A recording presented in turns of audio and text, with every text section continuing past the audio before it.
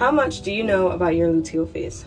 We all know very well about what our period is. We all know very well about what ovulation is, but I feel like sometimes we don't know enough about our second half of our cycle, which is the luteal phase.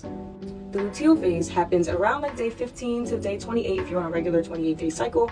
It happens right after you ovulate your egg. So that follicle that gets rid of the egg turns into what is called a corpus luteum. The corpus luteum is an afterbody, basically, of the follicle that delivers the egg.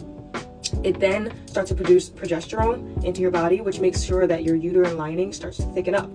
When the egg is traveling into your fallopian tubes, your uterine lining is thickening up to be able to house and be able to nurture a fertilized egg. And so when that egg is fertilized and it can implant into the uterine lining and receive as much nutrients as it needs, because there are a lot of blood vessels that deliver a lot of nutrients and things that the egg needs to the uterine lining.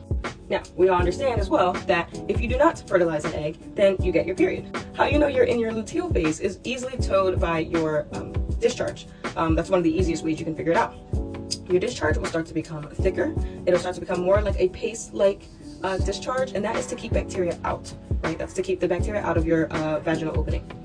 Now, if you wonder what coincides with the second half of your period, or I'm sorry, the second half of your cycle, right, is PMS symptoms, basically. So when your corpus luteum is making the progesterone, that spike is the ovulation, is the estrogen is here, it drops as soon as the egg is ovulated, and immediately is when progesterone starts to rise. That change, that immediate drastic change in your hormones is what causes PMS symptoms. Your hormones are all over the place. They are doing gymnastics. Of course you are going to feel off balance. Of course you're going to feel irritable. You're going to feel moody. Sometimes it creates acne. Sometimes it creates bloating.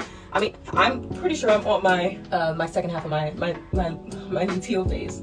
So I am a little bloated, but it does cause bloating, and it does also mess with your moods because it messes with your serotonin level. So what coincides with your luteal phase is also you PMSing, right?